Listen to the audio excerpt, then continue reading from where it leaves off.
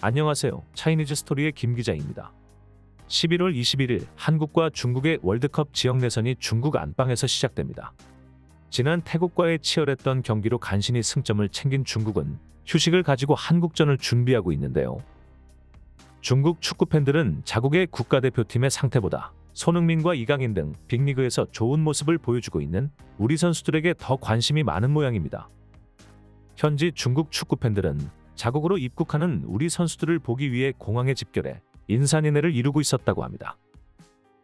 우리 축구 국가대표팀이 19일 인천공항을 통해 출국하는 모습을 중국 언론에서도 빠르게 전하기 시작했는데요. 스포츠 전문 매체 즈보바에서는 손흥민이 이끄는 한국 대표팀이 19일 선전 바오안 국제공항으로 도착한다라는 기사와 함께 2017년 당시 자국의 축구대표팀이 한국을 상대로 1대0으로 이긴 적이 있었다는 말로 약 7년 만에 월드컵 지역 예선에서 다시 맞붙는다라는 내용을 시작으로 태국전 승리로 마음의 여유가 생긴 중국 대표팀이 한국을 꺾고 또 다시 승점을 챙기기를 기원한다고 말했습니다. 한편 중국 대표팀은 한국전을 준비하느라 분주한 모습을 보였는데요. 즈보바에서는 중국 대표팀 선수들을 인터뷰하며 한국을 상대로 200% 전력을 사용할 것이고 손흥민을 비롯해 한국 선수들이 안쪽으로 파고들지 못하게 전담마크 할 것이다 라는 제목으로 손흥민, 황희찬 등 우리나라 주요 선수들을 경계하며 한국전 승리를 위해 다짐하기도 했습니다.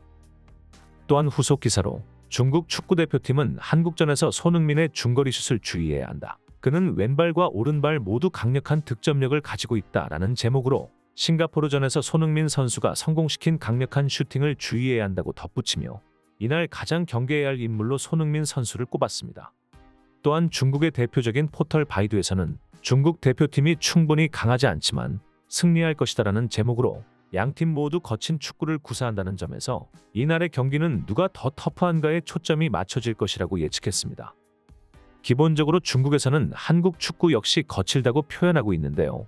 지난 태국과의 경기에서 태국의 에이스이자 태국의 메시라고 불리는 송크라신 선수를 거친 플레이로 입원시켜 현재 발목 부상으로 다음 싱가포르전을 포함해 2주간 결장이 불가피하다고 합니다. 이런 중국이 한국을 상대로 플레이가 거칠다고 말하는 건 어불성설이 아닐까 합니다.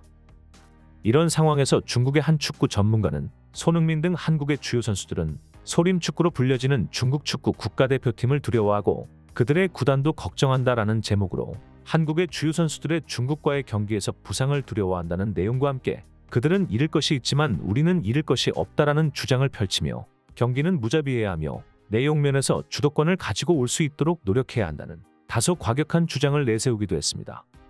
또한 후속 기사로 한국에서는 중국 축구에 대해서 악명이 높다. 그들은 중국팀의 거친 플레이를 걱정한다라는 기사와 함께 우리나라 매체에서 태국전 중국의 거친 플레이가 많이 나왔다는 기사를 인용하며 한국 선수들이 부상을 걱정한다는 기사를 내보냈습니다.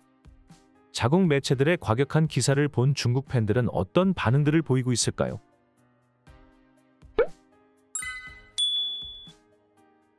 슬슬 분위기가 고조되는 것 같아. 경기 중 우리 선수들은 자비를 베풀어서는 안 돼. 난 상대를 이긴 사람들을 비난하지 않을 거야. 이제 분위기가 왔으니 메이저 5대 리그 스타들이여 다리 조심하세요. 중국 국가대표팀이 터프한 행동을 하는 것은 기본적으로 반칙을 말하는 거야. 우리에게 최고의 희망은 기적이지.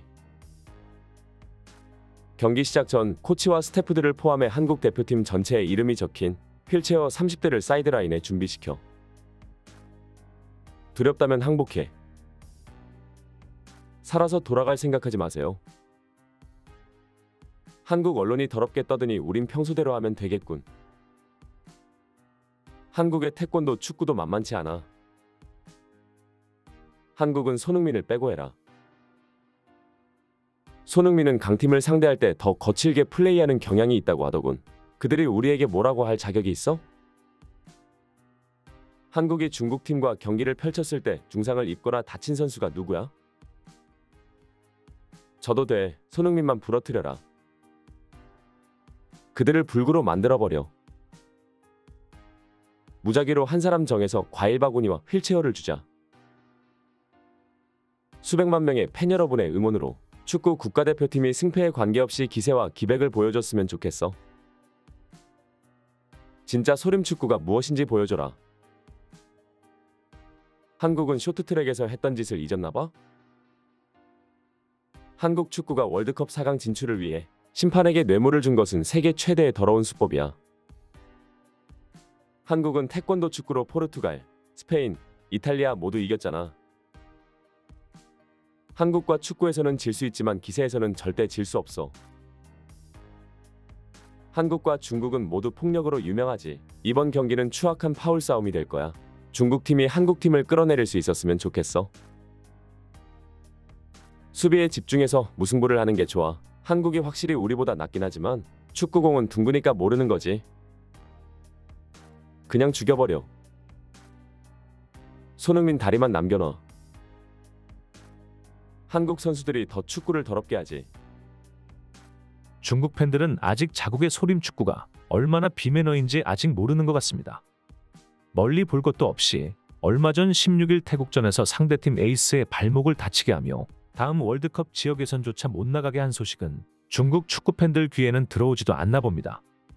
사실 중국 언론이 쓴 기사 중에 한국은 잃을 것이 많다라는 말은 일정 부분 공감이 됩니다. 한국은 이번 지역 예선을 치른 후 많은 주요 선수들이 소속팀으로 돌아가 경기를 치러야 하는 반면 중국 축구대표팀은 벌써 자국 리그가 종료되었고 해외 리그에 진출한 선수들이 거의 없기 때문에 부상에 대한 부담감이 한국 선수들보다 크지 않은 것은 사실입니다. 최근 소속팀에서 물오른 기량을 보여주고 있는 선수들이 분명 거친 플레이를 보여줄 것으로 예상되는 중국팀을 상대로 부상 없이 승리를 가져오길 기대합니다. 이번 소식은 여기까지고 다음 소식은 더욱 알찬 뉴스로 돌아오도록 하겠습니다. 여러분의 좋아요와 구독은 제가 영상을 만드는 데 큰 힘이 됩니다. 행복한 하루 보내시기 바랍니다.